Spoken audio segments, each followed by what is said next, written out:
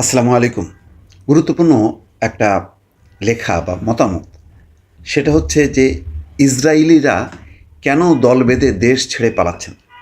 Israeli শাসকরা যেখানে দফায় দফায় হামলা করছে, তছনছ করছে গাজা, ইরান, সেখানে উল্টা কেন দল বেঁধে পালাচ্ছে? এটা একটা জোসেফ মাসাদ, একজন বিদেশি লেখক, এটার একটা বিশ্লেষণ করেছেন এবং চমৎকার কিছু তথ্য দিয়েছেন যে ২০ মাস ধরে গাজায় টানা বোমা ফেলছে ইসরায়েলিরা, কিন্তু তারপরেও তারা মাটি আঁকড়ে আছে, সেখানে মারা যাচ্ছে, কিন্তু গাজা ছাড়ছে না। গাজার হয়তো বাঁচতে এক জায়গা থেকে আরেক জায়গায় তারা দৌড়াচ্ছেন, কিন্তু একদম দেশ ত্যাগ করছে না। ট্রাম্প বলেছিল তাদেরকে সরাতে, ১০ লাখ গাজাবাসীকে সরায়, সেখানে পর্যটন কেন্দ্র, কিন্তু তারপরেও হামাস বলেছে না, এবং গাজার জনগণ সেখানেই আছে। কিন্তু ইসরায়েলিরা তো সেই অবস্থায় নেই। কেবল প্রথমবারের মতন তারা ইরানিরা আক্রমণ করেছে, সেখানে তাদের বেশ কিছু অবকাঠামো ধ্বংস হয়েছে, মারাও গেছে কিছু, কিন্তু তারপরেও তো মানে ইরান এবং গাজার সাথে যদি তুলনা করা হয় বা লেবানন, সেই তুলনায় তো কিছুই না।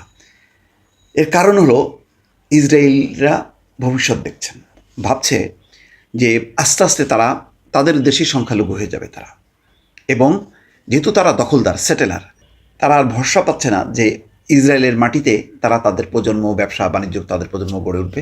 তারা মনে করছে যে তাদের পরবর্তী প্রজন্ম বিপদে পড়বে, এই জন্য তারা আগে থেকেই দলে দলে দেশ ছাড়ছে, এবং তাদের মূল গন্তব্য আমেরিকা, কানাডা। এমনকি যে বিমানবন্দর তো বটেই, মানে নৌকা বোঝাই করে, জাহাজ বোঝাই করে তারা পালাচ্ছে, আর ইসরায়েল সরকার চেষ্টা করছে আপ্রাণভাবে তাদেরকে ঠেকানোর জন্য, এবং এমন কড়াকড়ি করছে যে তাদের ভিসা পেতে কোনো অসুবিধা নেই। আমেরিকা, কানাডা, বা আরেকটা আছে তাদের গ্রিস, সাইপ্রাস, এইসব দেশগুলো হচ্ছে তাদের পছন্দের জায়গা, বা তাদের জনগোষ্ঠী যেহেতু আছে, ইহুদি জনগোষ্ঠী, সেখানেই তারা যেতে চায়, কিন্তু যেতে পারছে না, এবং বলা হচ্ছে যে অনুমতি লাগবে। আর অন্যদিকে তারা এখন আন্দোলন শুরু করছে যে তাদের দেশ ত্যাগ করার যে অধিকার, সাংবিধানিক অধিকার, সেই অধিকার দিতে হবে।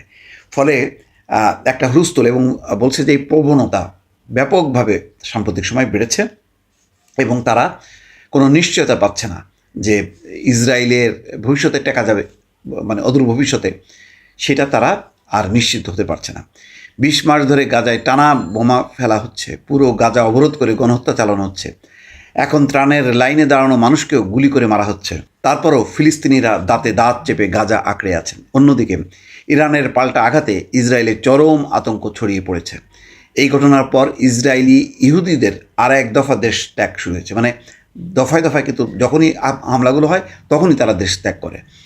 ইসরায়েলি নাগরিক, দ্বৈত নাগরিক এবং পর্যটকরা ইসরায়েল ছেড়ে পালাতে মরিয়া হয়ে উঠেছেন।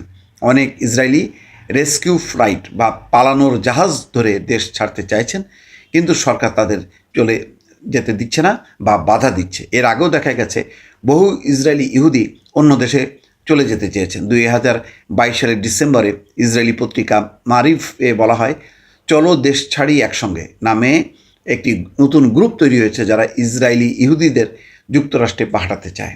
তার প্রথম ধাপে ১০,০০০ ইহুদিকে পাঠাতে চেয়েছিল।